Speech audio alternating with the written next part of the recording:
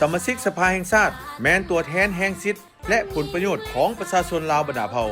ซึ่งแมนพลเมืองลาวเป็นผู้เลือกตั้งและอยู่ภายใต้การกวดกาของประชาชนโดยผ่านแนวลาวสร้างชาติสหพันธ์นักรบเก่าลาวสหพันธ์กรรมบาลลาว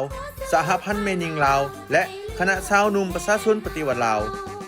ผู้ที่จะเป็นสมาชิกสภาแห่งชาติต้องมีมาตรฐานครบถ้วนดังนี้ 1. เป็นพลเมืองลาวโดยกำเนิด 2. มีน้ำใจฮักชาติฮักระบอบประชาธิปไตยประชาชนจงฮักภักดีและตั้งต่อบริสุทธิ์ต่อประเทศชาติถือเอาผลประโยชน์ของประชาชนเป็นกบรับใช้ประชาชนอย่างแท้จริงมีความอดทนประหยัดสัตย์ซื่อเที่ยงธรรมบ่อวดองค์ทะนงตัวบ่สวยไส้อำนาจเด็ดเดียวต้านการส่อราดบังหลวงต้านพญาตอาญาสิทธิ์และเป็นแบบอย่างที่ดีในการปฏิบัติกฎหมาย 3. กำแน่นและยึดมั่นแนวทางเปลี่ยนแปลงใหม่รอบด้านมีหลักการรัฐธรรมนูญและกฎหมายผู้โฆษณาและศึกษาอบรมประชาชน